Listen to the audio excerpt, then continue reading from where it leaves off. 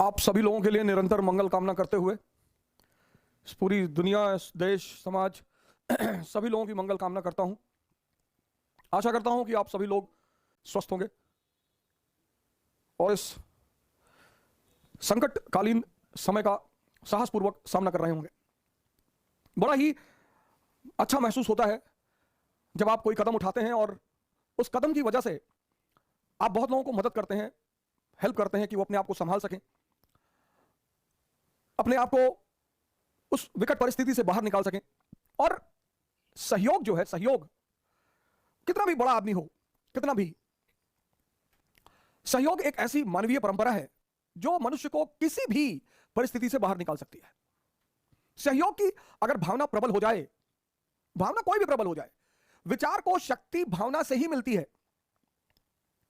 जिस विचार से भाव नहीं जुड़ता, बहुत बड़ा जबरदस्त फॉर्मूला है, जिस विचार से भाव नहीं मिलता उस विचार में ताकत नहीं होती ही नहीं। जैसे आप आईएएस बनना चाहते हैं, आपका विचार है लेकिन भाव नहीं जुड़ा हुआ है, इसलिए भावना का बड़ा महत्व है। तभी तो भजन है ना, भाव के भूखे हैं भगवान। जो मुद्दा है जिस पर मैंने आपसे कहा था कि आज हम चर्चा करेंगे, बहुत ही इंपॉर्टेंट मुद्दा, शिक्षा, एजुकेशन, बहुत इंपॉर्टेंट सर। किसी भी समाज, किसी भी देश, किसी भी समाज और किसी भी देश को अगर ताकतवर बनाना है तो बस उस पर, उसकी शिक्षा पर काम किया जाना चाहिए। किसी भी समाज, किसी भी देश को अगर ताकतवर बनाना है तो उसकी शिक्षा में आमूलचूल परिवर्तन, बृहद परिवर्तन। और अगर शिक्षा पॉजिटिव हो जाए सर, अरे तो कमाल कर दे सर। अगर हमसे पूछा जाए कि तत्कालीन भारत में किस मुद्दे पर सबसे ज्यादा काम किया जाए तो भारत आने वाले 10 सालों में महानता की श्रेणी में आना शुरू हो जाएगा, तो मैं कहूंगा शिक्षा। सर इतनी बड़ी पॉपुलेशन हमारी, 1 बिलियन 50 करोड़। अब आप सोचिए, एक घर में 10 लड़के हैं और 10 के 10 आईएएस, तो उसके पापा तो प्रदेश पे कब्जा कर लेंगे। जनसंख्या इतनी भी बुरी नहीं है सर। किसी को 10 बेटे हैं, 10 या 5 बेटे हैं, 5 बेटियां हैं और 10 के 10 आईएएस, प्रदेश पे कब्जा। लेकिन अगर 10 बेटे हैं, 10 बच्चे हैं और 10 में एक मोची है, एक नाई है, 8 बेरोजगार हैं, तो वो घर खतरे में है सर। शिक्षा एक ऐसा क्रांतिकारी पक्ष है, बहुत क्रांतिकारी सर, बहुत। और भारत में जो शिक्षा की शुरुआत है, जो शिक्षा को महान योगदान है, वो बुद्धिस्टों का है सर। तक्षशिला विश्वविद्यालय, बुद्धिज्म, रेजिडेंशियल यूनिवर्सिटीज की जो शुरुआत हुई भारतीय उपमहाद्वीप में, वो तक्षशिला विश्वविद्यालय सर, तक्षशिला। और यहां के 2 सबसे महान एलुमिनी, सबसे महान स्टूडेंट यहां के, एक चाणक्य, लगभग हर आदमी इस व्यक्ति के नाम से परिचित है। और कभी आप इनके दर्शन को पढ़ें, इनके ग्रंथ को पढ़ें, तो एक विद्वान के साथ साथ ये आपको एक जागृत व्यक्ति भी दिखाई पड़ेंगे। मेगास्थनीज चाणक्य से मिलने गया। मेगास्थनीज चंद्रगुप्त मौर्य के दरबार में ग्रीक एम्बेसडर था, तो उसने सुन रखा था कि ये जो मौर्य साम्राज्य है, इसको चाणक्य ने बनाया है, इस साम्राज्य का निर्माता चाणक्य है। तो उनको बड़ी क्यूरियोसिटी थी कि मुझे चाणक्य से मिलना है। गए मिलने चाणक्य से, तो गंगा किनारे एक झोपड़ी में रहते थे। पता चला कि साहब वो जो यवनों के राजदूत हैं, ग्रीक राजदूत हैं, वो आपसे मिलना चाहते हैं। हाँ, बोले बुलाइए। झोपड़ी में, इतने बड़े साम्राज्य का निर्माता वो झोपड़ी में रह रहा है। और जब मेगास्थनीज ने अंदर प्रवेश किया तो एक लैंप जल रहा था, वो उन्होंने बुझा दिया, दूसरा लैंप जलाया। मेगास्थनीज को और कौतूहल हुआ और क्यूरियोसिटी हुई कि यार ये लैंप में तो ऑयल था ही, तो उसे बुझाने की क्या जरूरत थी। उन्होंने कहा नहीं, ऐसी कोई बात नहीं थी, अभी तक मैं राजकीय काम कर रहा था, स्टेट के काम कर रहा था, और वो जो लैंप जल रहा है उसमें स्टेट के द्वारा ऑयल डाला जाता है। लेकिन ये जो हमारी आपकी मुलाकात है, ये व्यक्तिगत मुलाकात है। तो ये जो दूसरा लैंप है, इसमें मेरी आय से तेल डाला जा रहा है। तो जब मैं अपना काम कर रहा हूं तो स्टेट के लैंप को क्यों यूज करूंगा। तब जलवा था भारत का सर, तब पूरे महाद्वीप में भारत का डंका बजता था, मौर्य साम्राज्य। शिक्षा। दूसरा एक बड़ा फेमस नाम है इस विश्वविद्यालय का, जीवक। डॉक्टर थे ये, डॉक्टर, और जॉन्डिस के बहुत बड़े डॉक्टर। बुद्धिज्म, भारत का वो दौर, यूनिवर्सिटियों का दौर, प्राचीन भारत का इतिहास खोलकर देखिए, प्राचीन काल की महानता देखिए, भारत का गौरव देखिए। पूरा महाद्वीप में, पूरा जो नॉन वर्ल्ड है उसमें भारत का परचम लहरा रहा है। South east Asia, Indo China, Sri Lanka, China, Japan, सब तरफ भारत का जलवा है। और उस जलवे में जो अहम भूमिका है वह है शिक्षा की। तक्षशिला विश्वविद्यालय से लेकर नालंदा विश्वविद्यालय तक ब्राह्मण धर्म ने भी मठों की स्थापना की, शिक्षा के केंद्र खोले। इस्लाम का दौर देखिए आप, इस्लाम आज का दौर देखिए, और इस्लाम जब अपने पीक पर है, विश्वविद्यालय स्थापित किया कहां? Baghdad, Cairo, Damascus, Cordova, Barcelona.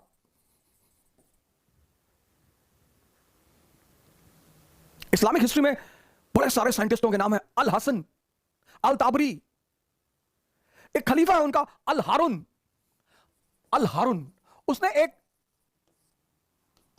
Institute बनाया, बैतुल हिकमत, बड़ा फेमस इंस्टीट्यूट बैतुल हिकमत, the house of wisdom, house of wisdom. हर आदमी को आमंत्रित किया, irrespective of religion, irrespective of reason.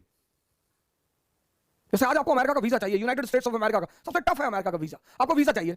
बोले ठीक है, क्या करने जाना चाहते हो अमेरिका? बोले साहब वो नियाग्रा फॉल देखेंगे। मत जा, यहां धुआंधार देख ले इंडिया में, क्या करने जाएगा? लेकिन अगर आपने कहा कि साहब अगर हम गंजे के सर पे हाथ रख देना साहब बाल निकल आएगा, तुरंत वीजा देंगे सर।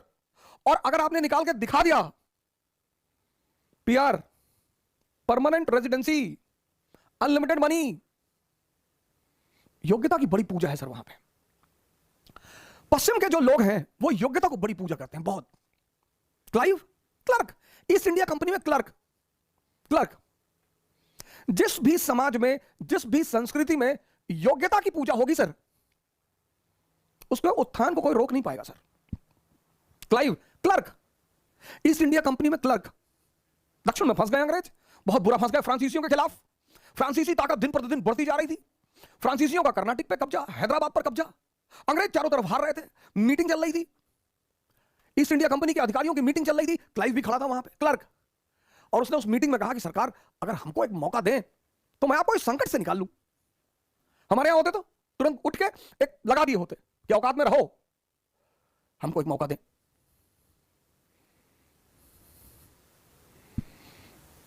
इस देश में योग्यता को सम्मान नहीं है, इस देश में भौकाल को ज्यादा सम्मान है। कि अरे भैया आए थे 25 गाड़ी, 25 फॉर्च्यूनर, हाँ हथियार लेके भैया के साथ लोग बैठे हुए। यहां अपराधियों का बड़ा महिमा मंडन है, यहां ऐसा ग्लोरीफाई किया जाता है अपराध को, क्राइम को। दीवार पे लिखा यहां थूकना मना है, आपने थूक दिया, आपके 4 दोस्त हैं, आपने थूक दिया, तो बड़ा अप्रिशिएट किया जाएगा आपको। कह रहे वहां लिखा था, पुलिस वाले खड़े थे, भैया वहीं थूक के आए। ये एक बड़ा ही अजीब सा दौर है। जैसे पश्चिम में अगर आप ऐसा करेंगे तो आपको बड़े हीन भाव से देखा जाएगा कि यू हैव ब्रेकन द लॉ। यहां कहते हैं you have ब्रेकन the law, great यार, बहुत बढ़िया। जैसे लॉकडाउन है, पिछली बार लॉकडाउन था, आपने बड़े सारे वीडियो देखे होंगे, लोग मारे गए हैं। बड़े लोगों ने खेद भी जताया कि यार ऐसे थोड़ी पुलिस मारती। सर पुलिस भी क्या करे सर, जो 24-24 घंटे ड्यूटी पे रहते हैं। यहां शर्त लग जाती है ना। बड़े सारे मोहल्ले थे जहां लोग क्रिकेट खेल रहे थे लॉकडाउन में, इंटरनल मोहल्ले थे, अंदर कोई जा नहीं सकता था। बरेली में हमारे मित्र थे अभिषेक वर्मा, अभी गवर्नर है, एडीसी के गवर्नर है, 2016 के सिलेक्शन में बरेली में वो एएसपी थे। और उन्होंने एक गांव में जाकर लोगों से कहा कि भैया ताश खेल रहे थे लोग, उन्होंने गांव में जाकर कहा कि भैया आप लोग लॉकडाउन है, भैया घरों में जाइए। पत्थर फेंक दिया, एएसपी का ही सर फूट गया, एएसपी को ही ब्लीडिंग होने लगी। फिर तो पुलिस बल ने गांव में घुसकर इतना मारा लोगों को। इस देश में कानून तोड़ना एक महिमा की चीज है। अरे भैया, खैर मुद्दा हमारा क्या है? शिक्षा। ब्राह्मण धर्म, बुद्ध धर्म, ब्राह्मण धर्म। ब्राह्मण धर्म ने भी अपनी शिक्षा की संरचना को बहुत मजबूत किया, बहुत ज्यादा। मठों की स्थापना की, और जब जब ये शिक्षा के स्थल मजबूत रहे, आप देखो 7th सेंचुरी एडी, भारत का इतिहास देखो, 7th सेंचुरी एडी, आप भारत का इतिहास उठाओ 7th सेंचुरी एडी, और आपको दिखाई पड़ेगा कि शिक्षा के सारे स्थल खत्म होते जा रहे हैं, खत्म। और जैसे जैसे शिक्षा के स्थल खत्म होते जा रहे हैं, वैसे भारत की गरिमा भी खोती जा रही है। अब यहां देखो, जैसे जैसे ये इस्लामिक शिक्षा के केंद्र खत्म होते जा रहे थे, वैसे वैसे मुसलमानों की गरिमा भी खोती जा रही थी। यानी शिक्षा और महानता का कितना गहरा संबंध है। शिक्षा और महानता, किसी भी समाज को, किसी भी राष्ट्र को अगर महान बनाना है, बस एक चीज में परिवर्तन कर दो, शिक्षा में, उसकी महानता को आप रोक नहीं पाओगे, उसकी ग्रेटनेस को आप रोक नहीं पाओगे। ये तो पहली बात हो गई, शिक्षा और महानता का संबंध। अब दूसरा सवाल यह है कि आधुनिक काल से पूर्व जो प्री मॉडर्न वर्ल्ड था और modern world, pre modern world और मॉडर्न वर्ल्ड, इन दोनों की शिक्षा में फर्क कहां है? प्री मॉडर्न वर्ल्ड शिक्षा जो थी, एजुकेशन, वो धर्म का हिस्सा थी, रिलीजन। क्यों? क्योंकि रिलीजन संविधान था। ईसाइयत, दो चीजें रिलीजन का हिस्सा थी, एक शिक्षा एजुकेशन और दूसरा लॉ। हिंदुओं में देखो, मठ शिक्षा के लिए और कानून स्मृति। यह आधुनिक युग से पूर्व धर्म से दो चीजें जुड़ी हुई थी, एक शिक्षा जुड़ी हुई थी और एक कानून जुड़ा हुआ था। मुसलमानों में देखो, मदरसा शिक्षा के लिए और शरीयत कानून के लिए। यह आधुनिक युग से पूर्व। आज क्या है? आज ये दोनों चीजें रिलीजन से बाहर हो गई हैं। आज दोनों का संबंध सेकुलरिज्म से है। शिक्षा भी सेकुलर प्रिंसिपल से निर्धारित है और कानून भी। धर्म की जो वर्चस्व था आधुनिक युग से पूर्व में, वो इसी की वजह से था। अगर आपसे कोई पूछे कि यार आधुनिक युग से पूर्व धर्म का वर्चस्व इतना क्यों था? इसलिए था क्योंकि शिक्षा और कानून दोनों का संबंध धर्म से था, दोनों धर्म से जुड़े हुए थे। लेकिन आज दोनों का संबंध धर्म से नहीं है, दोनों धर्म से अलग हो चुके हैं। अब धर्म सिर्फ और सिर्फ, जैसा कि मैंने आपसे कहा है, ट्रांसफॉर्मेशन के लिए है। यह बहुत बड़ा परिवर्तन है आधुनिक युग से पूर्व। और दूसरा आश्रम व्यवस्था, शिक्षा का एक बड़ा महत्वपूर्ण पहलू आश्रम, बहुत। और स्टूडेंट माने भिक्षु। इसी भिक्षु परंपरा ने आज भारत में एक बड़ी ही हीन परंपरा को जन्म दे दिया, भिखारी। कभी कभी कुछ नोबल चीजें वो ट्रांसफॉर्म होकर बड़ा कुरूप रूप ले लेती हैं। हिंदुस्तान में दान देना धर्म की प्रक्रिया है, इस्लाम में भी है, ईसाइयत में भी है। ये जितने भी गुरुकुल वगैरह चलते थे, आश्रम वगैरह चलते थे, यहां जो स्टूडेंट पढ़ते थे, वो किसी के भी घर के हों, किसी के भी, कृष्ण राजा के घर के हैं, सुदामा आम घर के हैं, किसी भी घर के हो, राम राजा के घर के हैं। लेकिन जब वो आश्रम जा रहे हैं तो राजा वाजा कुछ नहीं, फिर आश्रम के कानून को उन्हें फॉलो करना पड़ेगा। और स्टूडेंट कैसे रहेगा? भिक्षु की तरह, भिखारी नहीं, भिक्षु। उसे बाहर जाकर भिक्षा मांगनी पड़ेगी, उसे भिक्षा पर आश्रम चलेगा। यह पहला चरण होता था किसी स्टूडेंट के लिए, भिक्षु। क्यों? अहंकार को मारना। आप सीख ही तभी सकते हैं जब आपका अहंकार खत्म हो चुका हो। जैसे हमारे पास बहुत लोग आते हैं, हमारे पापा छत्तीसगढ़ में डीजीपी हैं सर। अच्छा, तो टेंडर दिलाओगे कोई छत्तीसगढ़ में? नहीं सर, हम तो ऐसे ही बता रहे थे। क्यों बता रहे हो? क्यों बता रहे हो? क्या बदल जाएगा उससे? तुम सीखने आए हो। अगर हमें दबाव में ले लोगे कि डीजीपी साहब का बेटा है, कुछ कहते तो बुरा ना मान जाए, तो तुम हमसे कभी सीख ही नहीं पाओगे। आज परिवार का वातावरण है, फैमिली और पोस्ट। आज स्टूडेंट 4 घंटा स्कूल में रहेगा, बाकी 20 घंटा घर में रहेगा। 4 घंटा स्कूल में रहेगा, बाकी 20 घंटा, यानी सर्वाधिक प्रभाव उसके ऊपर कहां का होगा? परिवार का।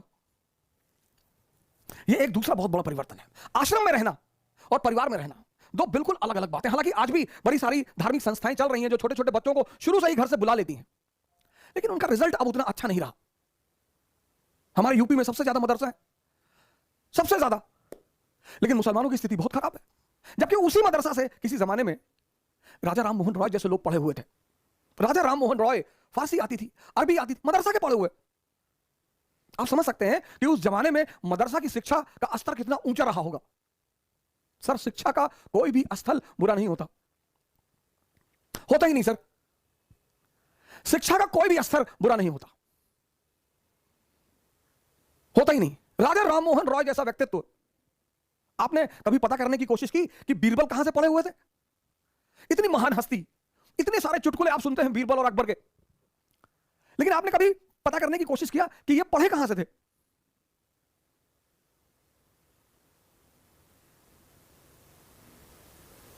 इनका गुरु कौन था? इतना महान व्यक्तित्व। एक आम आदमी मध्यकाल में शाही वर्ग का दर्जा प्राप्त कर रहा है, बड़ी बात है सर। आज हिंदुस्तान का जो शाही वर्ग है वो आम आदमी के बच्चे को अंदर नहीं आने देगा।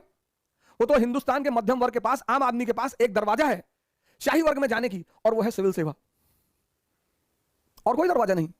ये जो हिंदुस्तान का आम आदमी है इसके पास एक ही दरवाजा है शाही वर्ग में जाने की, और वो है सिविल सेवा। बाकी अन्य सारे दरवाजे इन शाही वर्गों ने बंद कर रखे हैं, आने नहीं देंगे। आप किसी भी जाति को, किसी भी धर्म को, उनका हर जगह अपना एक दबदबा है, उन्होंने अपनी एक सर्कल बना रखी है, उस सर्कल के अंदर आपको कभी नहीं आने देंगे। बस उनकी एक ही जगह अभी तक नहीं चल रही है, वो है सिविल सेवा। और जिस दिन सिविल सेवा में भी वो दरवाजा बना लेंगे कि हम ही अंदर जाएंगे, उस दिन ये देश खतरे में आ जाएगा। उस दिन इस देश को खतरे में आना है। मैं बीरबल की बात कर रहा था। बीरबल को जब दरबार में शामिल करने का वक्त आया, अकबर बड़े प्रभावित थे, पंडित महेश दास बहुत ज्यादा प्रभावित। लेकिन बीरबल एक आम परिवार से थे। अब अकबर के सामने समस्या यह थी कि कैसे सामंतों को, कैसे इन शाही लोगों को तैयार किया जाए कि एक आम आदमी को दरबार में बैठने की अनुमति मिले, उसको शाही दर्जा मिले।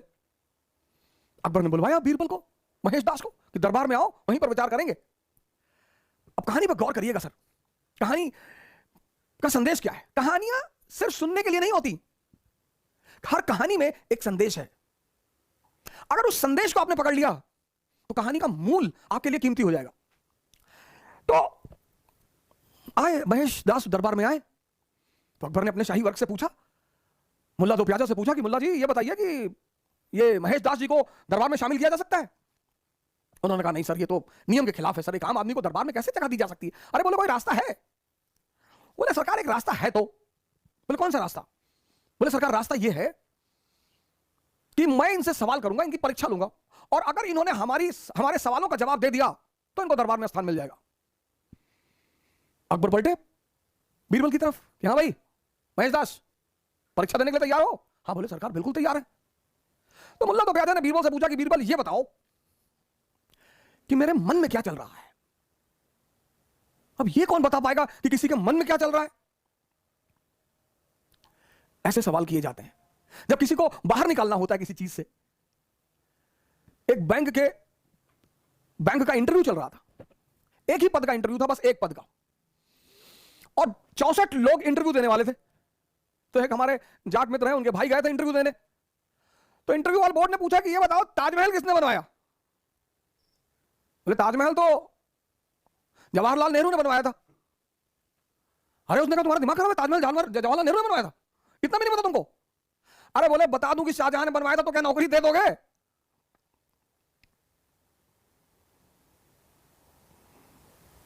बोले कर बता दूं, एक ही पोस्ट है, 64 लोग हैं, हमें पता है सिफारिश आ चुकी होगी, तुम हमको वैसे भी नहीं लोगे। तो अगर बता दूं कि शाहजहां ने बनवाया था तो सिलेक्शन लोगे? खैर भगवान के आशीर्वाद से उनका सिलेक्शन हुआ, उन्हें लिया गया कि जो आदमी इतना खतरा लेने को तैयार है। कभी कभी सवाल ऐसे पूछे जाते हैं आपसे, जैसे आप अपने समाज में बैठे, इसलिए मैं बार बार आपसे कहता हूं कि जब भी आप सिविल सेवा की तैयारी करें कृपया करके किसी को बताएं ना, या जब भी आप अपनी महत्वाकांक्षा को किसी को मत बताएं।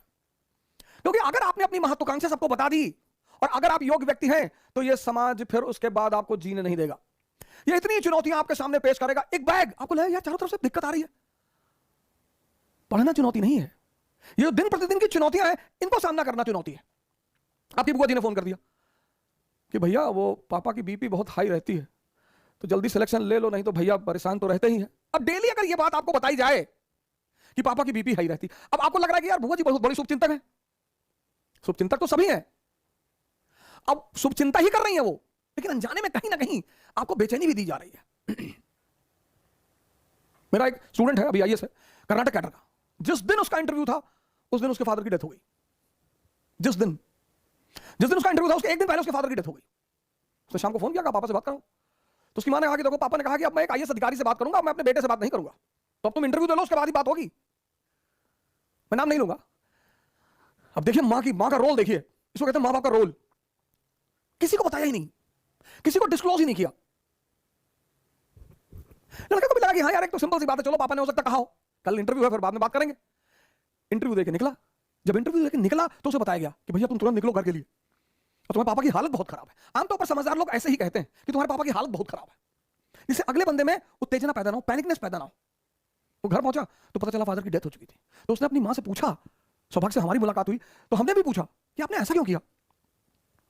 बोली मास्टर साहब एक नुकसान तो हो ही चुका था, दूसरा करना उचित था, और मैं बताऊं, वो कभी स्कूल नहीं गई, वो कभी स्कूल नहीं गई थी। क्या समझदारी रही होगी, क्या समझदारी रही होगी उनकी। इसलिए अब मैंने पिछली क्लास में आपसे समझदारी की बात की। आज जो इतनी एग्जांपल मैं आपको देता हूं डेली, मैं चाहता हूं मैं आपको डेली 10 एग्जांपल दूं कि यहां फला बच गया। मेरे पास इतने मैसेजेस हैं ऐसे ऐसे हिम्मती लोगों के। एक महिला की फोटो आई है, वो करीब 94 ईयर्स की महिला है, 90% इंफेक्शन, और निकाल आई अपने आप को बाहर। अगर इस देश में समझदारों की संख्या ज्यादा होती, कोरोना कुछ नहीं कर पाता सर, कोरोना कुछ नहीं कर पाता और ना कर पाएगा। अगर ये अति घातक होता, सबको मार डालता, जिसको हुआ उसको मार डालता।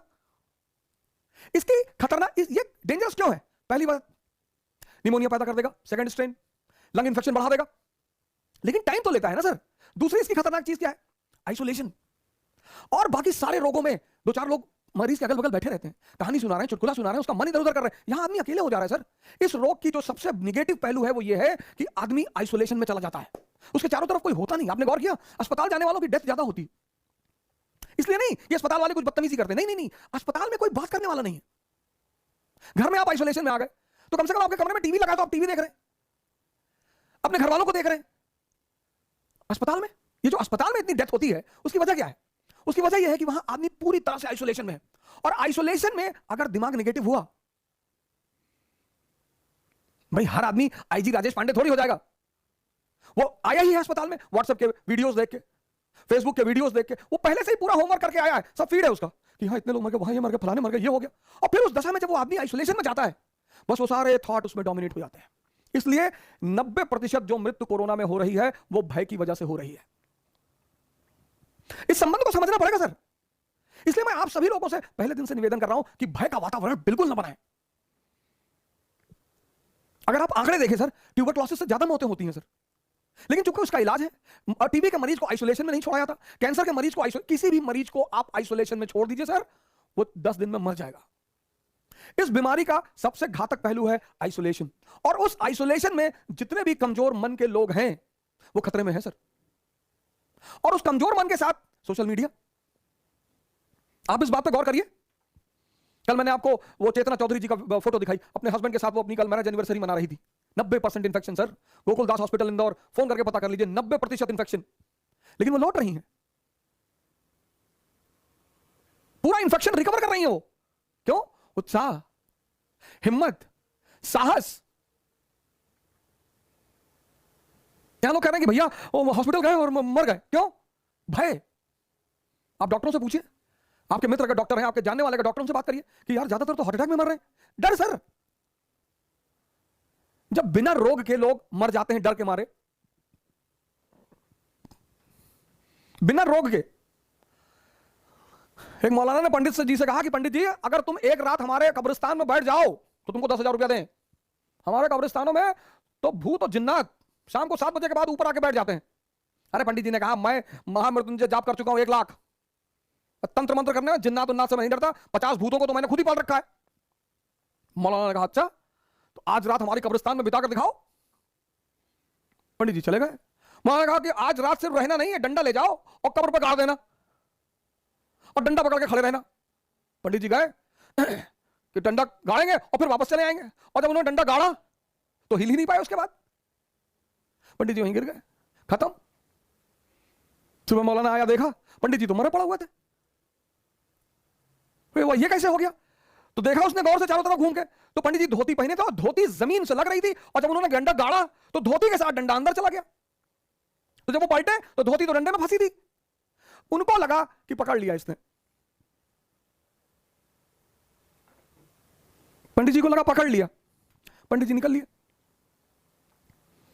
सांप काटने से, सारे सांप जहरीले थोड़ी होते हैं, लेकिन सांप काट ले, बहुत लोग मर गए। सांप चूहे काटने से मर गए, आपने चूहा काट लिया, अब काटा चूहे ने और देखा सांप जाते हुए, निकल लिए।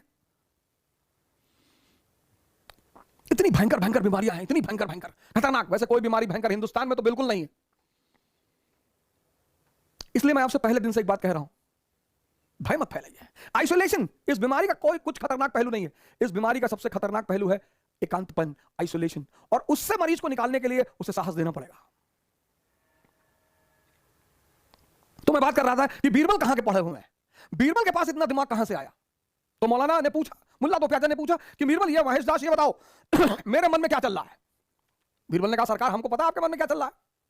बोले बताओ क्या चल रहा है। बोले आपके मन में चल रहा है कि अकबर अमर हो जाए, आपके मन में चल रहा है कि अकबर का साम्राज्य पूरी दुनिया में फैल जाए, आपके मन में चल रहा है कि दुनिया की सारी खूबसूरत औरतों की शादी अकबर से हो जाए। अकबर ने पलटकर मुल्ला की तरफ देखा, कहा मुल्ला क्या चल रहा है। बोले सरकार बिल्कुल यही बातें मेरे मन में चल रही। अब ये चीज किस स्कूल में पढ़ाई जाती है सर, कहां बताइए हमें। लेकिन ये विकसित कैसे होती है, शिक्षा से सर। ये समझदारी, ये कॉमन सेंस, इसका मूल बेस क्या है, एजुकेशन। इसका मूल जो आधार है, मूल वो शिक्षा है सर। सुभाष चंद्र बोस सिविल सेवा का इंटरव्यू देने गए और अंग्रेजों का नियम था कि भारतीय आए किसी ना किसी तरह इन्हें बाहर निकालो।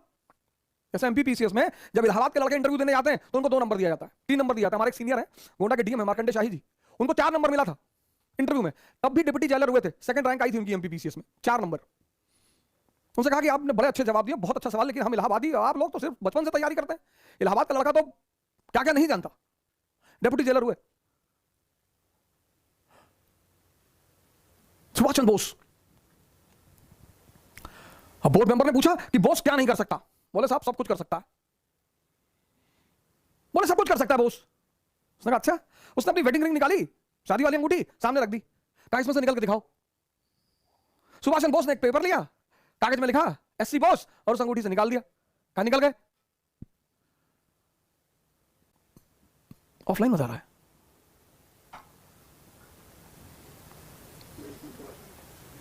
कहा निकल गए। ये चीज कहां से आ रही है सर। आज मैं देखता हूं इतने सारे स्टूडेंट मेरे पास आते हैं, मैं देखता हूं सब क्षमतावान है सर, सब क्षमता में किसी की कमी नहीं है सर, एकाग्रता में कमी है सर, समझदारी में कमी है सर, बेसिक्स में कमी है सर। तो क्यों ऐसा क्यों है। जिस भारत में बुद्ध, महावीर, भास्कराचार्य, आर्यभट्ट,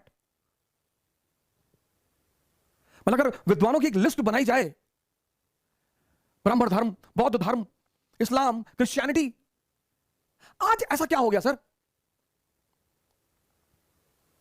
कहीं ना कहीं कुछ ना कुछ तकनीकी खराबी तो हुई सर, और यह तकनीकी खराबी हुई 1835 के बाद से। हालांकि ब्रिटिश पीरियड में शिक्षा का स्तर बहुत अच्छा था सर, मैं इस बात से इनकार नहीं करूंगा। हमारे पिताजी ब्रिटिश काल के स्कूल में पढ़े हुए हैं, और शिक्षा का स्तर 90 तक बहुत अच्छा था सर, बहुत बढ़िया। 91 के बाद जो शिक्षा के स्तर में गिरावट आनी शुरू हुई सर, एक अजीब सी दौड़ पैदा हुई भारत में। 1991, आप अपने घरों में देखिए, जो 70 के पढ़े हुए लोग हैं, 80 के दशक के पढ़े हुए लोग हैं, 60 के दशक के पढ़े हुए लोग हैं, 50 के दशक के पढ़े हुए लोग हैं सर, आज भी उनका कोई मुकाबला नहीं है सर। मेरे पिताजी हैं, उनकी इंग्लिश इतनी फ्लुएंट, ग्रामेटिकल, हमसे कहते हैं वो कि देखो तुम हमसे अंग्रेजी में बात मत किया करो, तुम्हारी ग्रामर कुछ है ही नहीं, तुम सिर्फ इंग्लिश के टर्म जानते हो, ही, शी, दैट, गोट, फिश, बस। इसलिए आज की डेट में बहुत सारे इंग्लिश मीडियम के लड़के आईएएस का जो कंपलसरी इंग्लिश का पेपर उसमें फेल हो जाते हैं, इंग्लिश मीडियम के। अब भारत में जो ब्रिटिश शासन रहा वो उसके 2 चरण हैं सर, 1757 से 1857 और 1857 से 1947, और इस चरण में ईस्ट इंडिया कंपनी है सर, इस चरण में ब्रिटिश क्राउन है। ये 2 चरण है सर, 2 चरण में अंग्रेजों का शासन रहा है। एक कंपनी का शासन रहा है ईस्ट इंडिया कंपनी का, और फिर दूसरा क्राउन का रहा है। 57 का विद्रोह हुआ, उसके बाद सत्ता पलट गई, कंपनी से सत्ता आ गई क्राउन के हाथ में। अब जैसे रिलायंस गई व्यापार करने अमेरिका में, और उसने अमेरिका पर ही कब्जा कर लिया, बाद में भारत सरकार ने टेक ओवर किया, वही हाल यहां भी हुआ। कंपनी आई थी व्यापार करने, इसको क्या पता भारत के लोग हैं आसानी से दे देंगे भारत। यहां के लोगों को 100 साल में पता ही नहीं चला कि हम गुलाम हो गए। जब फ्रीडम स्ट्रगल शुरू हुई, लोगों ने कहा कि आजादी के लिए लड़ना, लोगों ने कहा आजादी क्या है, बोले हैं हाँ, बोले आजादी क्या है, ये क्या चीज है। अरे बोले स्वराज के लिए, हाँ तो बोले स्वराज क्या है। तो गांधी ने कहा रामराज्य। अब लोगों ने ना तो रामराज्य देखा था ना स्वराज देखा था, कहा मान लिया कि अच्छा कुछ होगा यार, गांधी जी कह रहे हैं तो ठीक है, रामराज्य ठीक है। उधर मुसलमान भाइयों ने सोचा कि रामराज्य, देखो गांधी भी हिंदू राज्य स्थापित करने जा रहा है। गांधी जी समझाना कुछ और चाहते थे, मामला कुछ और निकल गया। कंपनी को वेलफेयर से क्या लेना देना। 1835 में भारत के एक बहुत बड़े भाग पर कंपनी का कब्जा हो गया, बहुत बड़े भाग पे। अब सिविल सर्वेंट तो वहां से ले आए, अधिकारी वहां से ले आए, बाबू चपरासी कहां से लाएंगे। और अगर बाबू और चपरासी भी वहां से लाएंगे तो फिर इंग्लैंड में बचेगा कौन। तब मैकाले ने कहा कि नहीं नहीं नहीं नहीं नहीं, मैकाले ने कहा 1835 में कि नहीं भाई साहब, हम मॉडर्न एजुकेशन इंग्लिश मीडियम में देंगे, भारतीयों को इंग्लिश पढ़ाएंगे, आधुनिक शिक्षा देंगे। तो मैकाले के बाप ने कहा कि क्यों करोगे यार, अंग्रेजों का एक तबका खिलाफ था इसके। कहा नहीं नहीं, हम इन्हें आधुनिक शिक्षा नहीं देंगे। मैकाले ने कहा हम देंगे। तो उसके फादर ने पूछा कि तुम यार, जब तुम्हारा लोग विरोध कर रहे हैं, मना कर रहे हैं, एक गुट था वो मना कर रहा था कि मत करो ऐसा, ये भारतीय बहुत समझदार लोग हैं, ये सब कुछ हमसे सीख के बाद में हमको भगा देंगे। अरे उसने कहा कुछ नहीं। उसने अपने फादर को खत लिखा कि जब हम आधुनिक शिक्षा देंगे, अपने बारे में पढ़ाएंगे, अपने अचीवमेंटों के बारे में पढ़ाएंगे, इनको अपने धर्म से, अपनी संस्कृति से नफरत पैदा हो जाएगी। तो रंग में तो ये हिंदुस्तानी रहेंगे, लेकिन सोच में ब्रिटानी, ब्रिटिश, और हमारा साम्राज्य मजबूत हो जाएगा भारत में। लेकिन ये भूल गया कि ये भारत है। इसने अच्छे अच्छे लोगों को पानी पिलाया। सिकंदर आया भारत, तो सिकंदर जब भारत आ रहा था तो उसका गुरु था डायनोसियस। तो जब हम विदेश जाते हैं, जैसे पहली बार मैं ही बाहर गया, कंट्री के बाहर गया, तो मैंने लोगों को फोन किया, जो हमारे रिश्तेदार हैं, दोस्त हैं, मैंने उनको फोन किया कि हाँ भैया, मनोज भैया, हाँ वैसे बाहर जा रहे थे तो कुछ मंगाना है तो बताओ। तो अब वो पूछेंगे कि कहाँ जा रहे हो, तो हमने कहा ऐसे ही अमेरिका जा रहे थे। अच्छा अमेरिका जा, तो भैया हाँ हाँ हाँ अमेरिका जा। अब सीधे कह नहीं सकते ना फोन करके कि भैया अमेरिका जा रहे हैं, लेकिन खुशी बहुत है कि अमेरिका जा रहे हैं। अब उसे बताना है कि अमेरिका जा रहे हैं, तो कह रहे भैया अमेरिका जा रहे हैं तो कुछ मंगाना हो। अब लाएंगे तो वैसे भी कुछ नहीं हम, लेकिन कैसे बताएं लोगों को कि अमेरिका जा रहे हैं। तो सिकंदर भी भारत की तरफ आ रहा था, पूरब की तरफ, तो गया डायनोसियस। डायनोसियस उसका आध्यात्मिक गुरु है। तो कहा गुरुदेव पूरब की तरफ जा रहे हैं, भारत की तरफ, कुछ लाना है? बोले यार कुछ लाना वाना नहीं है, हट जाओ सामने से, धूप आ रही है। तो 18 साल का लड़का जिद में आ गया कि नहीं बताओ कुछ लाना है कि नहीं। बोले यार लाना तो है। बोले क्या लाना है? बोले एक सन्यासी ले आना भारत से। कहा ठीक है। आया भारत आया। जब वो लौटने लगा पोरस से युद्ध के बाद, तो उसे याद आया कि यार गुरुदेव ने तो सन्यासी मंगवाया। तो उसने कहा हाँ। तो उसने अपने सेनापति नियार्कस को बुलाया, कहा ऐसा करो एक सन्यासी पकड़ लाओ, जाओ उठा लो किसी को। नियार्कस गया, और एक बहुत फेमस सन्यासी थे उस समय के, दंडन सन्यासी। मैं बताऊंगा ये 1991 की शिक्षा ने कितना अपराध किया हमारे साथ। सन्यासी, आज हमारे देश के लोग सन्यासी शब्द से या तो डरते हैं या नफरत करते हैं। मेरे बड़े सारे स्टूडेंट हमसे कहते हैं सर हम तब ध्यान करने बैठते तो मम्मी पापा डांटते हैं कि सन्यासी बनने जा रहा है, पहले आइए बनो। सन्यासी मतलब जागृत, सन्यासी मतलब भगोड़ा नहीं होता। अगर आपके बच्चे ध्यान कर रहे हैं तो करने दीजिए सर। बड़ा प्यारा वर्ड है जागृत। राजा जनक जागृत है और राजा है। सर मन को तो कोई भी जीते ना, आप आईएएस हैं और आपने अपना मन जीत रखा है तो आप एक बहुत सफल आईएएस अधिकारी रहेंगे। आप राजा हैं, आपने अपना मन जीत रखा है तो आप अपने लिए कुछ नहीं करेंगे जीवन में, प्रजा के लिए करेंगे। इसीलिए तो भारत राम जैसे लोगों के राजा के रूप में देखता है, श्री राम। अभी आगे मैं उन पर चर्चा करूंगा श्री राम पर, कि शिक्षा ने हमें क्या क्या रंग दिखा दिए, कैसे हमें मूल उद्देश्य से भटका दिया। एक शिक्षित आदमी किसी भी धर्म से नफरत करे, संभव ही नहीं है सर, संभव ही नहीं है। एक शिक्षित आदमी, शिक्षित, किसी धर्म से नफरत करे कि इस्लाम अच्छा धर्म नहीं है, ईसाईयत अच्छा धर्म नहीं, तब तुम पढ़े लिखे ही नहीं, तब तुम खत्म हो गए। अगर उच्च शिक्षा लेने के बाद भी किसी को यह समझ में नहीं आया कि भगवान एक है, ईश्वर एक है, धर्म का रोल क्या है, सर उसकी शिक्षा खत्म। उसकी शिक्षा का कोई मूल्य नहीं है सर, बेकार है सर। उसको अपनी सारी डिग्रियों को जला देना चाहिए। धर्मों में कोई मतभेद नहीं है, इस्लाम, हिंदुइज्म, क्रिश्चियनिटी, सिखिज्म, इनमें कोई मतभेद नहीं है सर। मतभेद है मानने वालों में, क्योंकि इनको दिशा कौन देता है? पुरोहित। और 98% पुरोहितों को कुछ भी नहीं पता, चाहे वो किसी भी धर्म के हो। मैं किसी का नाम नहीं लूंगा, ना मैं किसी हिंदू पुरोहित का नाम लूंगा, ना मैं किसी मुसलमान पुरोहित को नाम लूंगा। लेकिन कभी कभी जब मैं इन पुरोहितों को सुनता हूं तो मुझे बड़ी, और ऐसे ऐसे पुरोहित हैं, मुसलमान पुरोहित, हिंदू पुरोहित, जिनको लाखों लोग सुनते हैं सर, और वो इतनी उल्टी सीधी बातें उनको बताते हैं, इतनी उल्टी सीधी भरमाते हैं उनको। ये पुरोहित, संत की बात मैं नहीं कर रहा हूं, संत एक दूसरी धारा है सर, मैं पुरोहितों की बात कर रहा हूं, वो किसी भी धर्म के। 98% ये तोते हैं, रटे हुए लोग हैं। संत तो कबीर जैसा होगा, पढ़ा भले ना हो लेकिन समझदारी बहुत बड़ी होगी। कंकड़ पत्थर जोड़ के मस्जिद लियो बनाए, और ताचड़ मुल्ला बांग दे का बहरा भयो खुदा है, किसी ने कुछ नहीं कहा उन्हें। सन्यासी तो बहुत बड़ी चीज है इस देश की सर। कोई जरूरी नहीं कि सन्यासी गिरवा पहनेगा, जींस भी पहन सकता है सर, टी शर्ट भी पहन सकता है, रेबैन का चश्मा भी लगा सकता है। ये तो हमारे देश के जो भगोड़े थे उन्होंने गिरवा बना लिया। गिरवा पहनने से उनको थोड़ा सम्मान मिल गया कि बाबा जी जा रहे हैं, किसी ने चाय पिला दिया, किसी ने खाना खिला दिया। सन्यासी बहुत बड़ी चीज है सर। अगर आपके बच्चे ध्यान कर रहे हैं, आपके घर में कोई ध्यान कर रहा है, सर उसे डांटिए मत, मारिए मत सर, उसे डिमोरलाइज मत करिए। सिकंदर को मिल गया दंडन, नियार्कस, वो गया बाहर, उसे वही मिल गए गिरवा पहने हुए। उसको लगा ये है सन्यासी। उसने दंडन से कहा कि सिकंदर भाई ने बुलाया है। बोले सिकंदर भाई ये कौन है? अरे बोले उसने तलवार पे हाथ रखा, अरे दंडिन ने कहा ये सब खिलौने बाजार में बहुत मिलते हैं और दुनिया में दो ही भाई हैं, एक ऊपर वाला दूसरा मैं, और किसी का नाम मत लेना मेरे सामने, नहीं तो चप्पल निकाल के इतना मारूंगा तुमको। नियार्कस को बड़ा अजीब लगा कि ये कौन आदमी है यार। नियार्कस ने आके कहा सिकंदर से कि यार बड़ी अजीब चीज हो गई आज। बोले क्या? बोले आपका नाम जिसके भी सामने लिया वो कांपने लगा। पहली बार एक नंगा सा आदमी, फकीर, भिखमंगा, वो तो हम ही को गाली देने लगा पलट के कि बड़ा सिकंदर देखे। सिकंदर ने कहा अच्छा चलो। सिकंदर पहुंचा दंडिन के पास, कहा मैं सिकंदर अगर पहाड़ों को हुक्म कर दूं तो पहाड़ भी चलते हैं। डायलॉग बाजी मानवीय प्रवृत्ति है। दंडिन ने कहा दिखा चला के, दिखा, बोल पहाड़ों से बोल। सिकंदर को लगा कि ज्यादा बोल गए यार। सिकंदर ने कहा कि बाबा जी टुकड़े टुकड़े कट डालेंगे? बोले हाँ कट डाल, मना किया क्या तुझे? तब सिकंदर ने हाथ जोड़ा, कहा बाबा जी हमारे साथ चले चलते, हमारे गुरु ने एक सन्यासी मंगाया, हमको काहे पचड़े में डाल रहे, हमारे साथ चले चले, जो पैसा रुपया बोलेंगे हम देंगे। बोले पैसा रुपया नहीं चाहिए, मेरे सवाल का जवाब दे दे सिकंदर, चलूंगा तेरे साथ। कहा बाबा जी पूछो। कहा मान ले तुम परोस्थल में फंस गया और तुझे एक गिलास पानी की जरूरत है, अगर तुझे एक गिलास पानी नहीं मिला तो तू मर जाएगा, और वो एक गिलास पानी मेरे पास है, तो तू उस एक गिलास पानी के लिए मुझे क्या दे सकता है? सिकंदर ने कहा सरकार आधा राज्य दे दूंगा। बोले कहा मैं तब भी ना दूं तो? बोले सरकार पूरा राज्य दे दूंगा।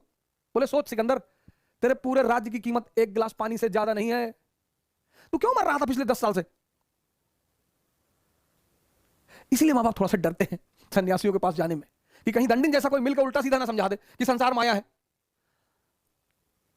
और सिकंदर उस बात को सोचे लगा कि हाँ यार मेरे साम्राज्य की कीमत तो एक गिलास पानी से ज्यादा है ही नहीं, बुखार से मर गया। पश्चिम ने हमारे संतों के प्रति ऐसी साजिश खेल रखी है ना, जिसने भी इस धारा को जिंदा करने की जो कोशिश कर रहा है, वो आचार्य रजनीश पे एक वो बना the series wild wild country, बकवास कहानी, बकवास, कुछ भी सत्य नहीं है। क्योंकि पश्चिम को एक बात पता है कि भारत अगर फिर से जब भी कभी महान बनेगा तो सिर्फ एक वजह होगी, संतों का पुनः सम्मान। जो ज्ञान की धाराएं बह रही हैं इस देश में, उनका पुनः सम्मान, उसे खोने मत दो किसी भी कीमत पर, उसे होने मत दो, कुछ भी हो जाए। आज तक पता नहीं है स्वामी विवेकानंद की वाकई में मृत्यु किस तरह हुई। पश्चिम में जाकर हंगामा मचा दिया उस आदमी ने, शिकागो, पेरिस, लंदन।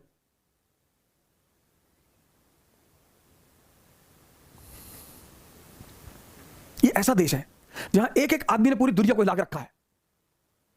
तो मैकाले ने कहा नहीं नहीं कोई टेंशन की बात नहीं, इनको पढ़ाओ मॉडर्न एजुकेशन, इंग्लिश मीडियम। तो बोले एक तो ये हमसे बड़े प्रभावित हो जाएंगे और दूसरा हमें बाबू और चपरासी मिल जाएंगे, हमें बाबू और चपरासी मिल जाए। और यहीं से शिक्षा का मूल उद्देश्य हो गया रोजगार। Education is equal to employment. यहीं से एक बड़ी गंदी धारा भारत में शुरू हुई, बहुत गंदी धारा। इससे पहले यह धारा नहीं थी। शिक्षा का काम है क्या? बेसिकली दिमाग को जिंदा करना। यहीं से एक ऐसी धारा इस देश में शुरू हुई, नहीं तो सर इस देश में, अरे इतना महान देश, कहानियों में दर्शन को छिपा दिया, कहानियों में। विक्रम बेताल की कहानियां, बेताल 25, वो 25 कहानियां, कितना बड़ा दर्शन है सर। अगर एक एक कहानी को आप पढ़ो और उसमें गौर करो तो आपको उसको जीवन भी मिलेगा, ज्ञान भी मिलेगा, शिक्षा भी मिलेगी, दर्शन भी मिलेगा। जिस देश ने इतनी बड़ी बड़ी हस्तियां पैदा की, आज वो देश, मैं जब पिछली बार नौजवान क्रांति मैंने शुरू किया था, मुझे इसी बात का डर था कि अगर ये कोरोना हमारे गांव में पहुंच गया, गांव के लोग तो निपट लेंगे। आज एक हमारे गोंडा के हमारे भाई हैं छोटे, आशीष मिश्रा, तो उन्होंने फोन किया हमसे, कहीं भैया हमें बुखार हो गया 2-3 दिन पहले, अब ठीक है भैया। हम कहीं कैसे? कहीं गाली बहुत दी है भैया कोरोना को। तो हमने कहा जिसको भी गाली दो तो आपसे दूर भागता है, तो हम भी यही किए भैया। अरे हमने कहा यार मिश्रा जी बहुत बढ़िया काम कर डाले। आप तो ठीक है भैया, कोई बात, कुछ है नहीं, बाकी आपसे बात कर लिया तो थोड़ा सा खुशी हो गए, बाकी कुछ है नहीं। ये है ये देश सर, ये देश है ये। आज पूरी दुनिया समझ रही है कि फंस गए भारत के लोग। अब क्या करोगे? सर हम नहीं फंसेंगे सर। इसलिए मैं अपने हर युवा भाई से अपील करता हूं कि आप जहां भी हैं, जिस क्षेत्र में हैं, जिस मोहल्ले में हैं, जिस शहर में हैं, अब ये समय है इस देश के ऋण को पूरा करने का। छोटा छोटा वीडियो बनाइए, छोटी छोटी कहानियां, छोटे छोटे केसेस फैलाइए सर लोगों में। इस नेगेटिविटी का शिकार मत बनिए सर। हमारे साथ जो साजिश हुई वो यहां से हुई।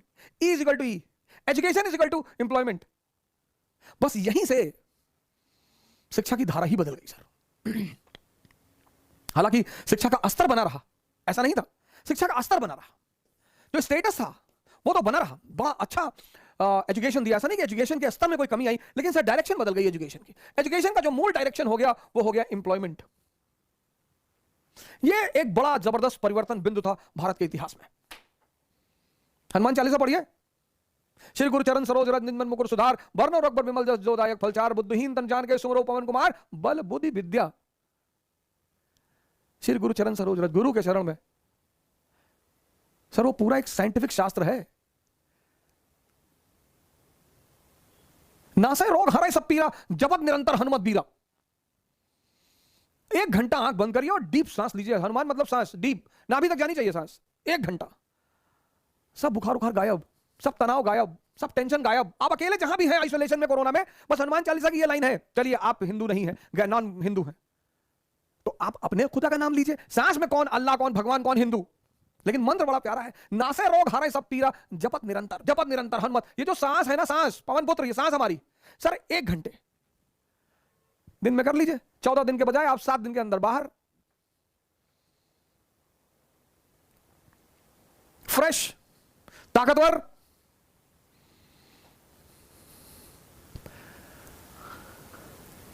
यहीं से हिंदुस्तान में शिक्षा की धारा बदल गई सर।